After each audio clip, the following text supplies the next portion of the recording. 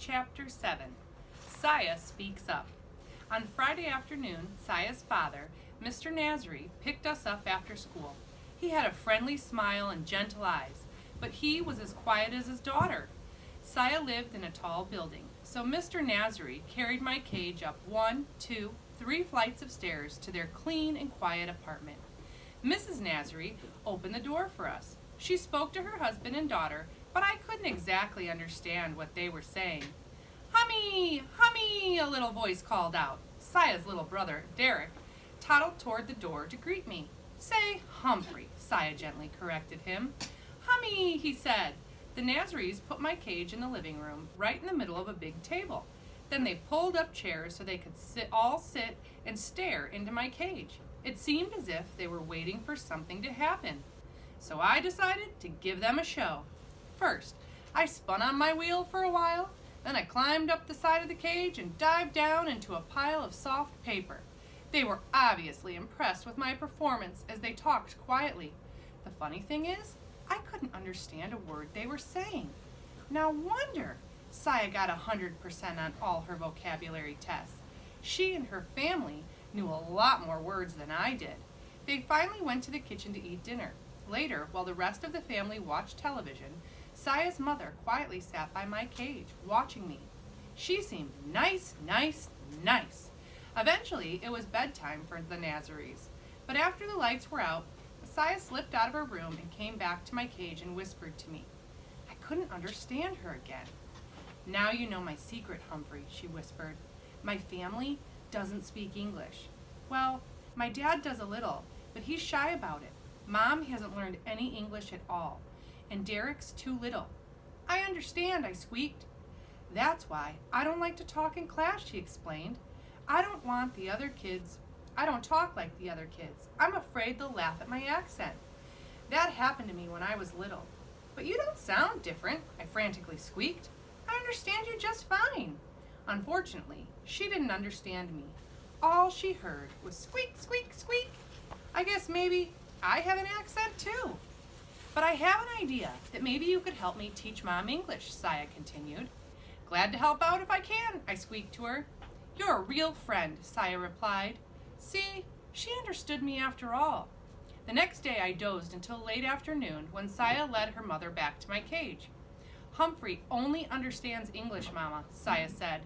"Speak English. Say Humphrey." Saya's mom looked a little frightened, but she tried.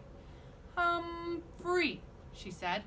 "Hummy!" Derek cried as he raced into the room and climbed onto his mother's lap.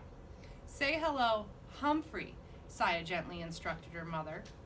"Hello, Humphrey," Mrs. Nasri said. I squeaked hello right back, and she broke into a huge smile. "Hello," she said. "Good job," I said. Well, things went swimmingly from then on. In a matter of hours, Saya's mom was saying, "How do you do? Nice to meet you. Would you like some water?" I did, thank you. Even when Saya and Derek left to go to the store with their father, Mrs. Nasri kept on talking. I let her know I understood what she was saying by wiggling my whiskers and hanging by one paw from the top of my cage. "Good boy, Humphrey," she said. Saya and her father were amazed at Mrs. Nasri's progress when they returned. The family spent the rest of the evening practicing English. First, Saya pretended to be a guest at the door. She went into the hall and knocked. Her mother opened the door. "Hello, Saya," she said. "Won't you come in?" Then Derek went out and knocked. Mrs. Nasri opened the door and said, "Hello, Derek. Won't you come in?" He rushed in and toddled right over to the table, shouting, "Humphrey, Humphrey!" Next, Saya convinced her dad to practice English with her mom. "What time is it?" asked Mrs. Nasri. "What time it is," asked Mrs. Nasri. "What time is it?" Saya corrected her. Mrs. Nasri got it right the second time. Then Dad looked at his watch. 7:15, he answered. "Would you like some tea?" Mrs. Nasri asked. "Yes, please. I would like some tea," Mr. Nasri answered. Guess what? They had a tea party right on my table. As a reward for all their hard work, I spun my wheel as fast as my legs would go, and they all cheered. Later, after the lights were out, Saya slipped out of her room to talk to me again. "Thank you, Humphrey," she whispered. "My mom says she's ready to go to English class now." But I wish you were the teacher. So do I squeaked, and I meant it. There were more English lessons on Sunday, and Saya showed Derek how to clean out my cage. Suddenly, the boy began to giggle. "Humphrey Poop!" he yelled. His English was improving too. On Sunday night, Saya gathered her family together again. "I want to teach you the American song," she said. Then she opened her mouth and began to sing. "Oh, say, can you see by the dawn's early light?" I stood up, just like we do in the classroom when the Star-Spangled Banner is being sung, but I never heard it sung like that before. Saya had the most beautiful voice in the world.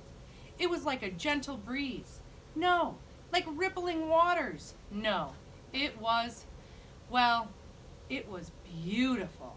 If only her classmates in room 26 could hear her, which gave me the start of another idea. But I didn't have time to think much at all, because soon the whole family was singing the Star-Spangled Banner, and I squeaked right along with them, even on those high notes.